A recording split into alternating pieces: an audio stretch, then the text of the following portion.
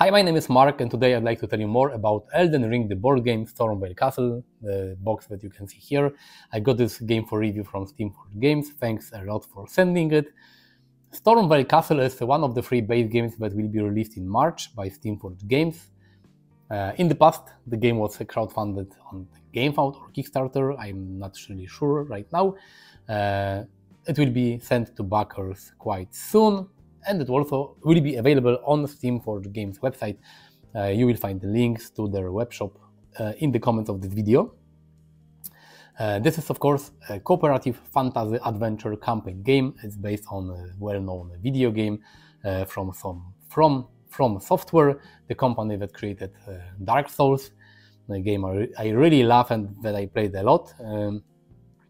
And Stormveil Castle is one of the 3 base games. You can play them separately.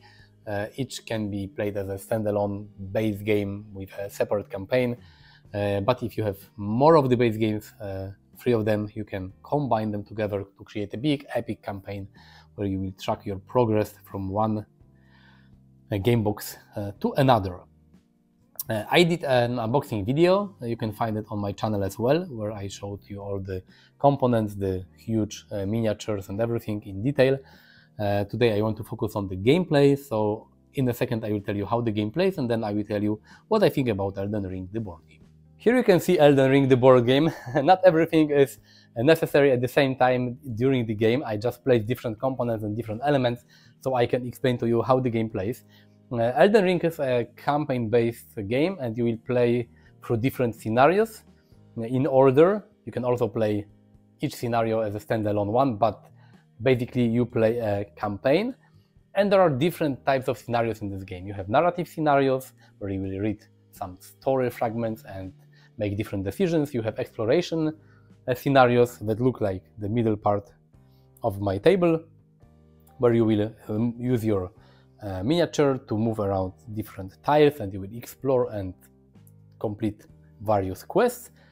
And then there are combat scenarios where you will have these tactical maps, and you will fight different enemies and you will try to defeat them. Sometimes regular enemies that look like this, but sometimes you will encounter bigger enemies that are called bosses, and you will have to fight and defeat them in order to progress through the game.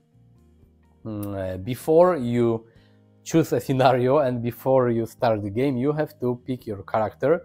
There are 4 different characters included in this base game, because Elden Ring, the board game, is divided into basically 3 base games. You have Stormveil Castle, this one that we see here.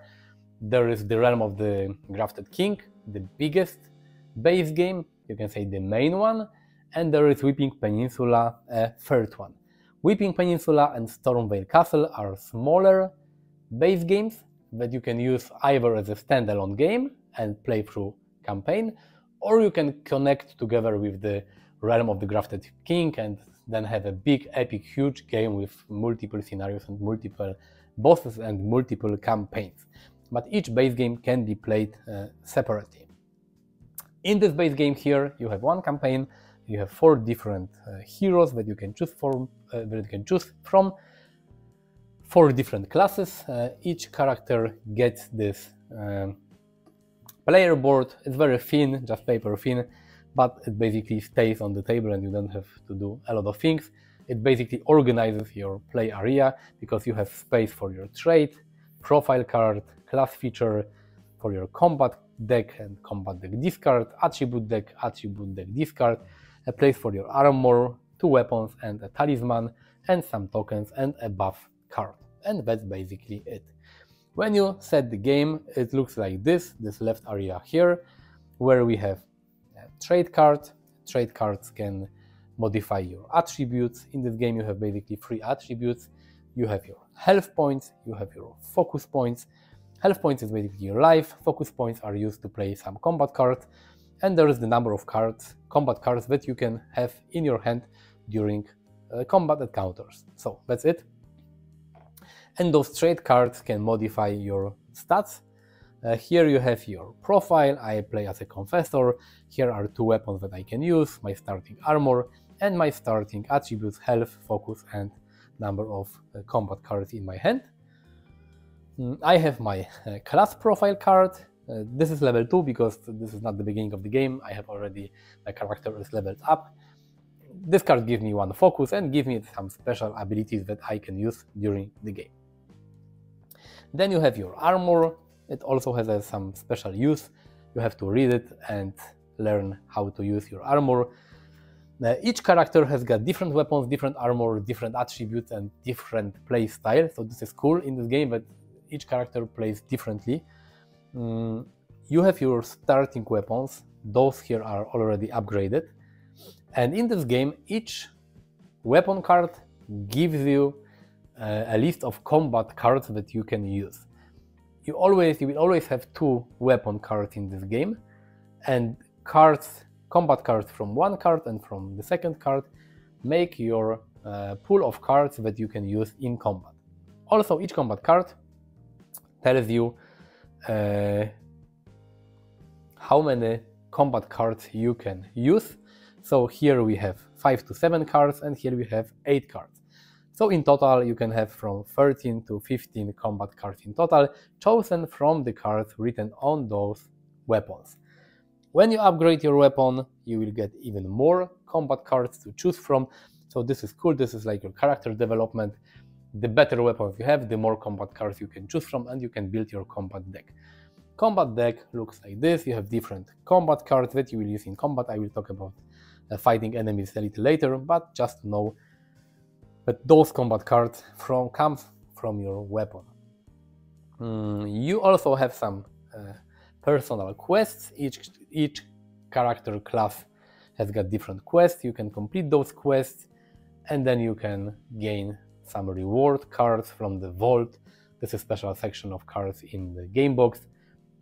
Those vault cards will give you even more quests to finish. So those quests make like your story of your character in a way. You will also have attribute cards, attribute deck, and this deck always will contain 10 cards. In this deck you have attribute cards that you will use during different tests in the game. You will use them during tests in narrative scenarios and exploration scenarios, but you will also use those cards during combat to see how well you attacked your enemy or how well you defended from enemy attack. Those cards, they have different symbols on the other side, and during different tests you will have to match those symbols on these cards with symbols on, for example, a hardship card, which is kind of a test card that you will find in encounter exploration scenarios. So this is your character. Basically, I have also a hidden card like this one. This is a card specific to my character, because the confessor can be either hidden or revealed, and depending on the state, I will get some special bonuses. You have 2 flasks that you can use. This is the, you can say, full side, this is the used side, and one of the flasks will replenish your health points, and the other one will replenish your focus points. After you have your character, after you have your hero, you can start playing the campaign. You get this scenario book with different scenarios. We have 13 scenarios in this book. The last 2 entries are NPC characters and merchant character, and you will play through the scenarios in order. Sometimes you'll be given a choice and you will be able to choose the next scenario you want to play, but basically you will play them in order. The rulebook allows you to play each scenario as a standalone scenario, but maybe let's focus on the campaign. The first type of scenarios that you will find in this book are narrative scenarios, like this one. The first one is Stranded Graveyard. And it works like reading a choose your own adventure type of book. You have some fragment of the story, then you have a choice, like if you're content to slide into the cavern, read entry number 3, or if you would prefer to try and climb back up, read entry 7. And you will skip through this book, you will skip from one entry to another, and you will make decisions and you will read the story. Sometimes you will have some special rules, and you have to try to get to the end. Depending on your choices, you will sometimes get some bonuses or penalties. Sometimes you will get new cards that will be added to some of the decks used in the game. Sometimes you will have to make some tests with your attribute deck, so this is really cool. But the whole narrative scenario basically happens inside the scenario book. The second type of scenarios is exploration, and exploration you can see here. You will use those terrain tiles. Those tiles, they have numbers at the bottom, and each exploration scenario exactly tells you what type of tiles and how many of them you have to use. You have to shuffle them, and then you will explore them during the game. Each exploration scenario gives you guidance of grace cards. Those are these 3 cards at the top, and those cards are basically quests that you have to complete in order to progress in the scenario. Like here, for example, Blooded Steel. Place an objective token on this card each time a tarnish resolves a hardship.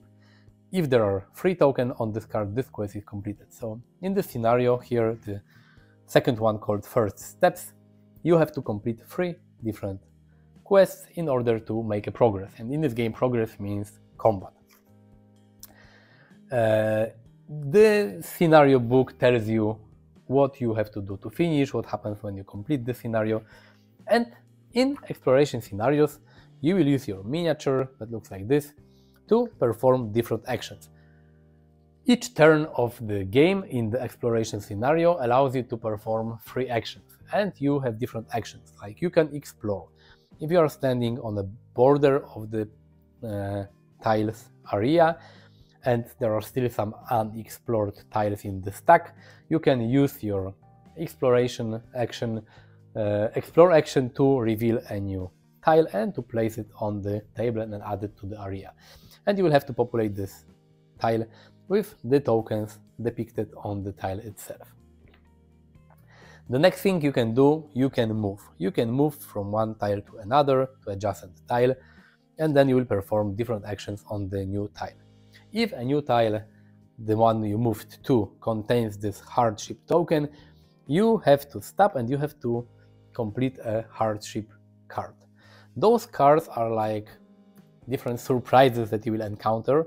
Very nice surprises like exhaustion, a foe appears, there's a thief, a calamity, there are some challenges and usually some bad things.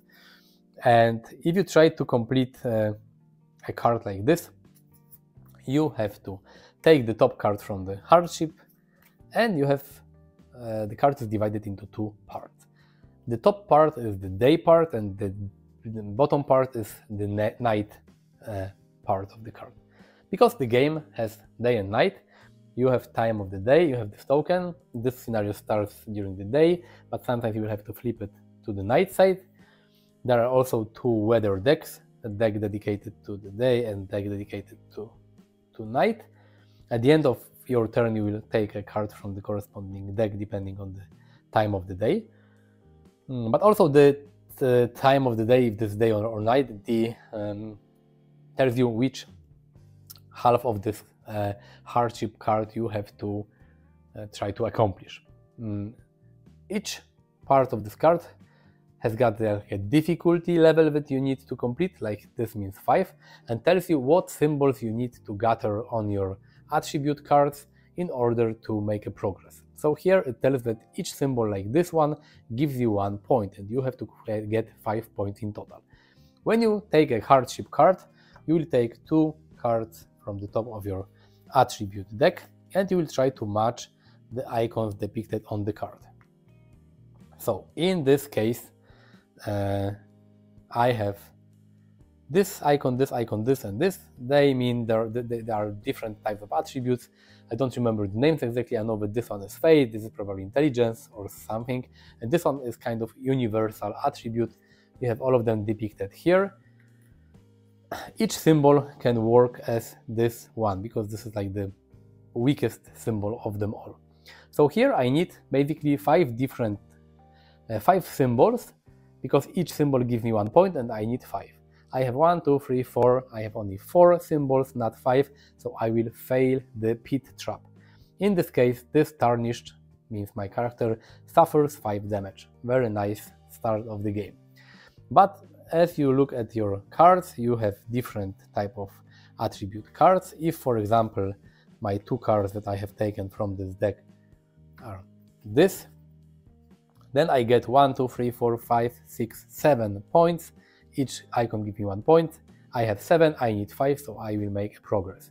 Usually those hardship cards, they don't give you any reward.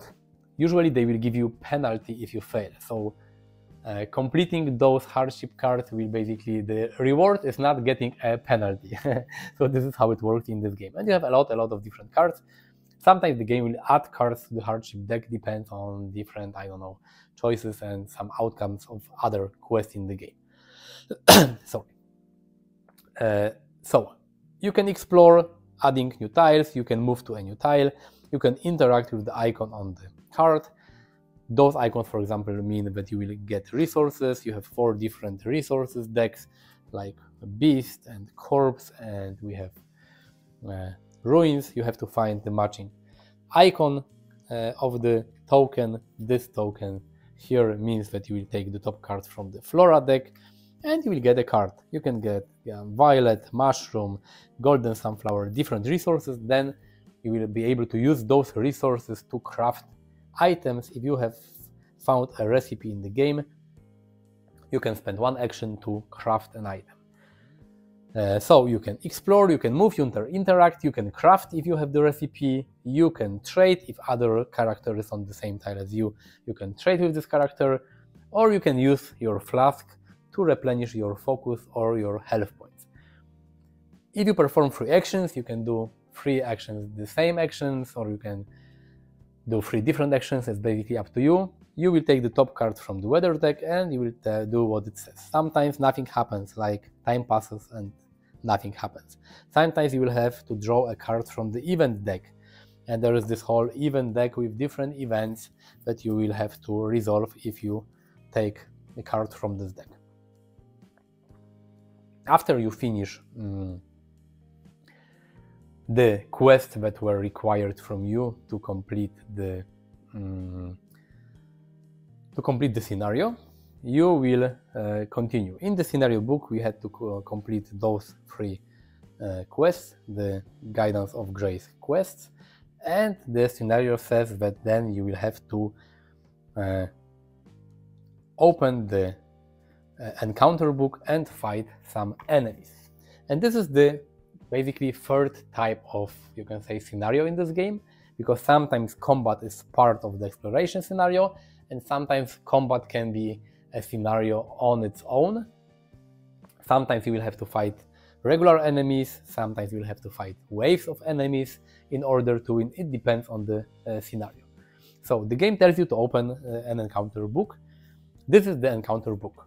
This encounter book looks like this, and it contains different maps, and you will have to open this encounter book on the page described in the scenario you are currently playing, and you have to make the setup shown here. It tells you exactly what type of enemies you have to use and where to place them. Sometimes, as you can see, you don't have the full map in this encounter book, because here, as you can see, we only see part of the map. And this is because in this game you have 4 different encounter books, and sometimes the battle area is very big, it's quite large, and you have to open 4 encounter books and create one big map to fight on it. And you may wonder, why do you need such huge encounter maps? Because this, for example, the first one is quite small, because not all enemies are this size. These are some regular enemies that you will fight. In the first encounter you fight a dog and a knight, but sometimes in the game you will encounter enemies like this one, and this is one of the bosses. And you can compare your miniature to the boss miniature, and this is really big, makes big difference. He will bite your head. So you need a huge encounter combat maps to fight those huge bosses in this game. But no matter if you fight with a boss or if you fight with regular enemies, the combat looks more or less similar. You have your initiative card. If you fight alone, usually you use 2 initiative cards. It means that you will have 2 turns in a combat round. If you fight with other players, because in this game other players can help you, each player will use a separate initiative card. This scenario scenario you are playing tells you exactly how many initiative cards you can use from different players. Here it says 1, so you can only use 1 initiative card, so it means no one can help you. Then you have to take combat cards from enemies, 1 for Rotten Stray and 1 for Exile Soldier. You have to take your initiative cards, they have the same back. You have to shuffle them and you have to place them in order from left to right on the table. And this is the turn order for the combat round. If you look at this encounter map here, you can see that you have different lanes and different rows. And those rows, they have some text here, like critical hit, reposition, and stand fast. And depending where you stand, or where the enemy stands, you can have some bonuses. Critical hit means that you will have a bonus in attacking. Reposition means that if you start your round here, you can move your initiative card, for example, 1 space to the left, so you will act before your enemies. And if you stand on stand fast row, you will get a bonus in defense. So it's up to you where you stand and how you move on the battle area, but basically different row gives you different bonuses during combat. Enemies use those combat cards that display all the attacks the enemy will use. The cool thing is that, for example, for Rotten Stray you have many different cards, and sometimes you randomly take a card when you set up the encounter scenario. So even though you can fight Rotten Stray in a few scenarios, they will behave differently. Or the Exile Soldier also, as you can see, they have different attack cards, so each Exile Soldier may not act and behave the same way. So this is really, really nice. You don't use your you don't have a attack card like this, but you have your combat deck that you created at the start of the game. At the start of combat, you have to take the number of combat cards equal to your stats, the one from this tracker, and those are the cards that you will be able to use. One is not that great. Let me swap one card to show you something. Let's say that those are the 5 cards that I have drawn during my round. And let's say that I was the first one to act in this round, because first I want to talk about your actions. In a combat round, when it's your turn, just like in exploration scenario, you can perform 3 actions and you have different choices. You can move left, right, up, down. You cannot move to the top part of the encounter map above the red line, because this is enemy area and this is your area. So you can move to different lanes and to different rows. Your position is important because many times you'll be able to attack enemies in your lane, but as I said, the row you are standing modifies sometimes your attack or your defense, so you have to plan carefully. Then you can draw cards. If you have less cards than your maximum number of cards in your hand, you can draw up to your hand limit. The third action is that you can play a card. Those cards that have the swords here and this icon, those are attack cards. If you play a card like this, you can perform an attack. Some cards, they have this text. These are just action cards that you can play. And sometimes you have this type of cards, and those cards are like defense cards that you will play when enemies will attack you in their turns. If you want to attack someone, for example, I'm standing here and I want to attack this Rotten Stray, I can spend one action to play this card, and this card tells me that I can attack one enemy in my lane. Those icons can be different. Sometimes you will be able to attack more lanes or attack the whole area, depends on the card. And here it says that there are 2 types of attack that I can do with this card. This one will give me 2 damage, and this one will allow me to deal 1 damage. And if I'm on a critical hit lane row, I will draw 2 attribute cards. Normally you draw 1 if you or the enemy are standing on the critical hit row, you will draw additional attribute cards. If you and enemy stand on critical hit lane, you will draw even 3 cards. And from those cards here, you will try to match the icons depicted on the attack card. If you have 2 cards, you have to choose one you choose to use, the other goes to your discard, and you will try to match those icons. So each attack row on the card like this can be used multiple times, but you need to have more symbols than one. So for example, if I have this card and I have 4 symbols like this, I can use this row 4 times, each time for 1 icon. So I will deal 1 damage for each of these icons, 1, 2, 3, 4. So I will deal 4 damage. And I deal 4 damage to my enemy. Then I have to look at the enemy card. Some enemy cards, they have this shield here, so I have to reduce my attack value by that shield. This Rotten Stray doesn't have any shield, so I will deal 3 damage to this enemy. The life points of an enemy are shown here. So I dealt 3 damage. If I had a different card, for example, if I had this card as my attribute card, I will match this symbol with the star. I will deal 2 damage and I will trigger this special ability that tells me to restore 1 focus point. So it's quite cool. So this is how attack looks. You have to pick cards from your hand, you have to spend an action to play this card, then you will draw attribute cards and you will try to match those symbols. Some cards, like this one, they have this number here, and this is the cost in focus points that you have to pay in order to play this card. As you remember, you have these focus points here that depend on your stats. If you want to play a card with this symbol here, you have to pay focus. You can also discard a card from your hand in order to perform a simple attack.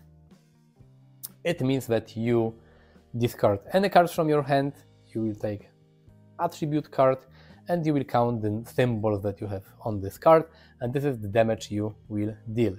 Here just 1, but if I had, for example, I know this card, I will deal 2 damage. So this is a way to attack enemy if you don't have any combat cards in your hand or you don't want to spend them. You can use consumables if you have them as an action. You can use your flask to replenish your health points or focus points, or you can summon a summon. If you have some allies, sometimes you will get summon cards in this game, you will be able to acquire them. If you have them, you can use an action to summon them on the battlefield and they will help you. After you perform 3 actions, you will be able to, you will end your combat turn, you will rotate this card by 90 degrees, and then the enemies will act. Each enemy has got a combat card and will try to do all the actions from this card, not only one, but all of them going from top to bottom.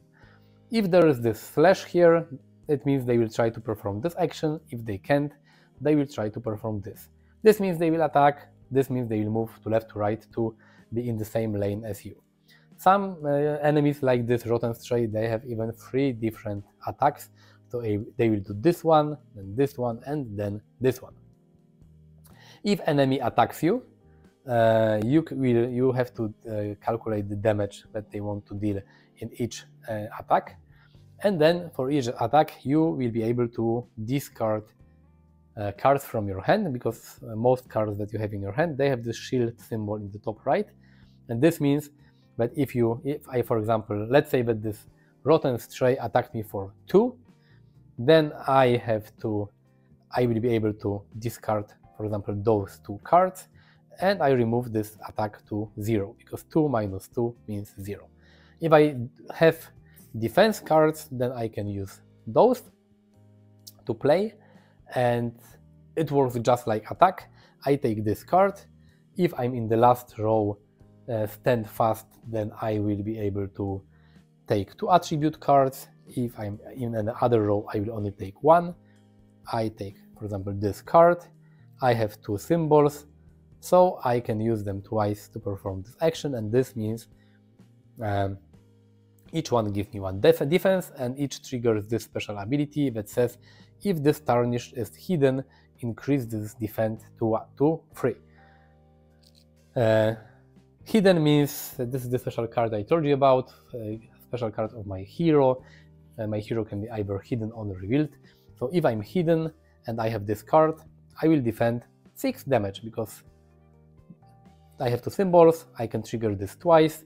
This says that if I'm hidden, my defense goes to 3, so 3 plus 3 is 6. And this is how defense works. And then there is this, let's say, this one attacked, and there is new round. In new round, you will take all those marching order cards, whoops, you will shuffle them, and you will make a new initiative order, and the game continues. If you lose all your health, you will basically die. If you have this stake of Marika cards that you can acquire in the game, you can discard one of those cards and you will be resurrected and you can continue the game. If you lose all your life and you have no stake of Marika cards, then you fail and you have to repeat each scenario. If you fight bosses, it works very similarly.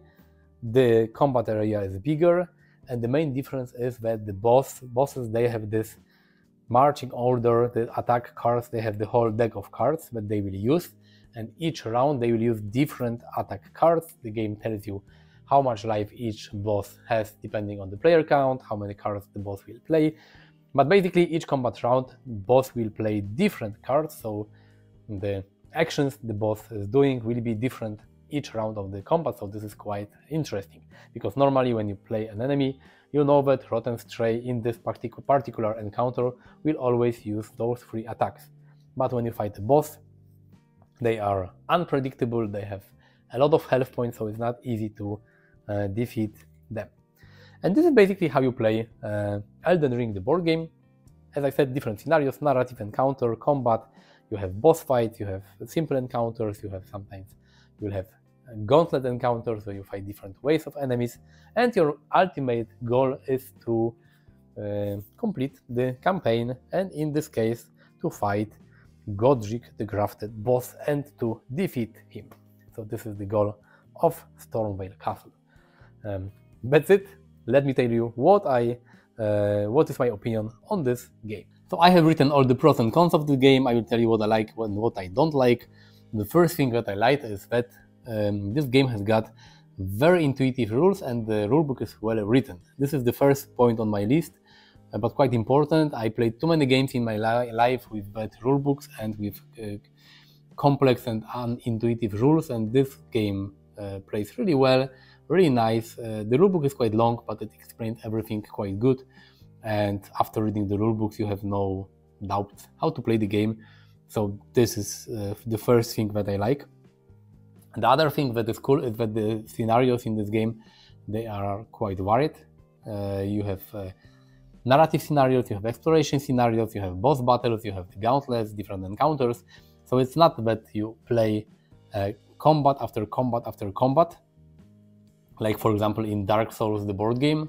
In Dark Souls, the whole game basically revolves about fighting enemies after enemy after enemy after enemy, and here it's more varied. Sometimes you will read this narrative scenario with some quite cool story, or you will walk around the tiles and around the area, so this is nice. I like how you develop your hero, but you can buy the trade cards, you can buy attribute cards, and you can modify your combat deck by upgrading your weapons, and the weapon that you use tells you how many cards you can have in your combat deck, and then they'll give you a pool of cards and you can create your deck from those cards. So the advancement of your character is really cool. You have those quests, you can finish your quest, they will give you more and some fun, interesting cards and rewards. So the hero advancement and development and leveling up is really fun. The combat system is nice because it's less complex than in some of the previous games from Steamforged Games. The enemies, they don't rotate. It's not really that important if you stand on the left or right side of the enemy. You have those lanes and those rows, and this gives you this tactical feeling of this game, and you have those combat cards and your defense cards. So this is cool because the combat system is quite simple to understand and to learn, but thanks to all those different cards and different enemy cards and different bosses' behavior, the game is tactical and fun and challenging, so I like it. The miniatures are great. It's not a surprise. All games from Steamforged Games that I has got great miniatures, Monster Hunter, Dark Souls, and all those games, they had this huge big miniatures, and this one is no exception. They look really, really nice. You have 4 different heroes in the base game, and each hero plays differently. This is cool. They have different decks of cards, different attributes, different combat cards, different weapons. So it's not like each hero has got only 1 or 2 features different, but they all play different. They have different cards, like my Confessor has got this card that allows him to hide and to reveal. So different characters, they play different. And I have to say that this base game, even though I know it's like one of the 3 base games and there are even more expansions on Steamforged Games, it feels like a complete game, kind of, I have to say. I have different enemies, I have different scenarios, I have over 800 of cards. Even though there are just 2 bosses, 3, sorry, the small one, there are 3 bosses and not that many different enemies, but thanks to having exploration scenarios and narrative scenarios, it doesn't feel too repetitive. So I have to say that this game feels like a standalone game. If someone gave me this game without telling me that there are other boxes of Elden Ring, I would say, okay, so this is Elden Ring, the board game, and it plays like this, and it's fun. So I don't feel like having the need to get even more boxes. Of course you can, if you like this game, if you love Elden Ring franchise, then you may want to get other games, but you can easily start with one of the cheaper base games and then check out if you like it or not, and if you like, you can get more. If you don't like it, you can just stay and keep one of the boxes. The things I don't like in this game is that the artwork is not that great, and I think that this is the same case just like with Dark Souls, the board game.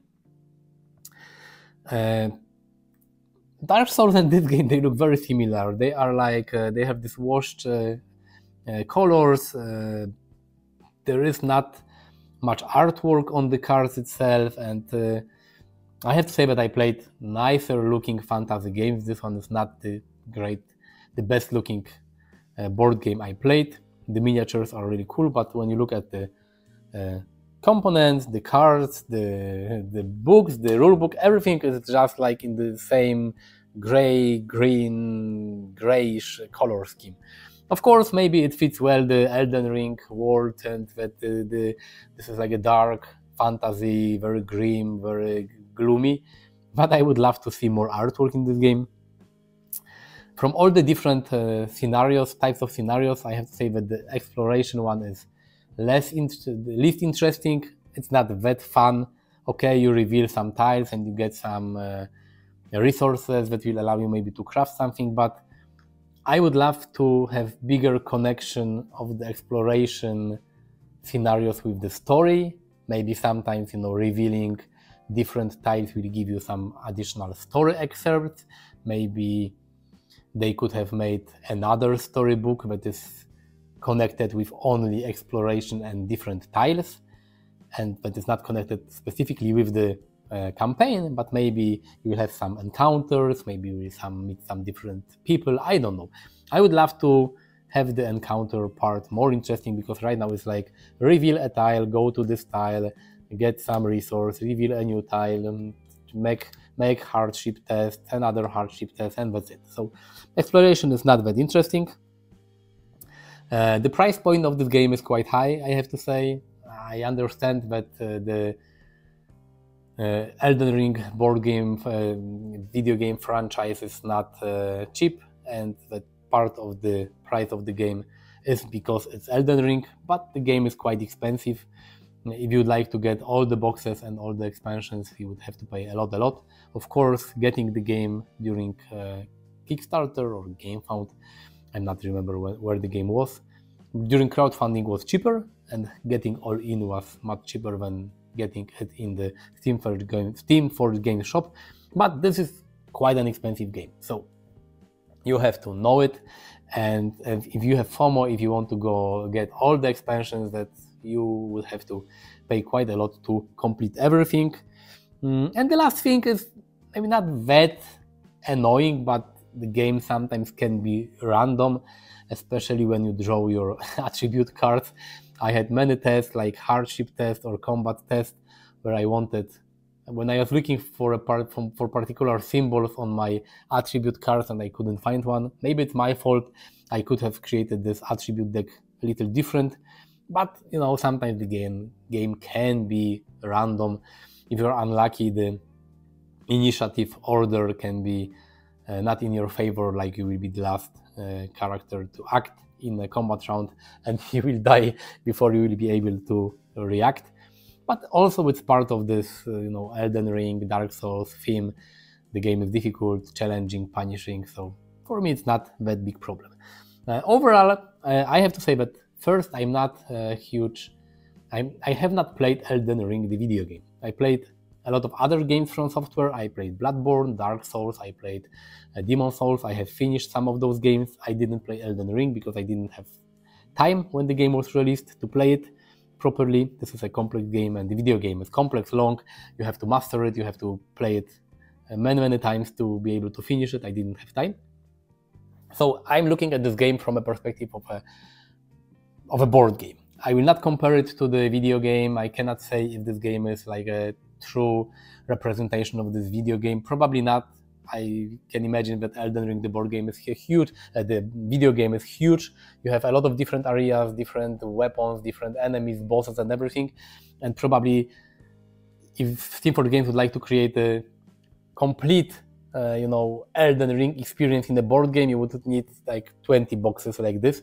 So I understand it's not possible. But playing it like a fantasy campaign, adventure, boss battling game, I had fun. I have to say that it was the most fun of the Steamforged games that I played. I like it more than Monster Hunter, and I have to say I like it more than Dark Souls. It reminds me a little of Dark Souls, but thanks to different types of scenarios, this game is more interesting because it's not only combat, but sometimes the exploration, maybe not the most fun thing in the world, but still sometimes you explore, sometimes you will read the narrative scenarios, and sometimes you will fight enemies, sometimes you will fight bosses. So I had fun. It's a fun game. I know that games from Steamforged Games are not cheap. They have all those franchises like Horizon, Dark Souls, and you know, Monster Hunter, now Elden Ring. This is their thing. They release those games. You may like it or not. It's not up to me to decide if it's a wise business decision or not.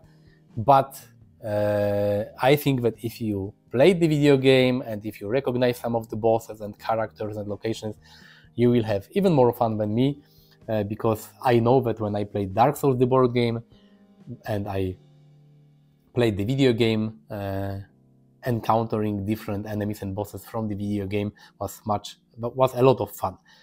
I didn't play Elden Ring video game, and I still like this game a lot, and it's fun. It's not the heavy, complex monster, Kingdom Death Monster, or Oathsworn, or Eon Trespass Odyssey type of, you know, dark fantasy game. It's on the lighter side, I mean, in terms of rules and complexity, but it's fun.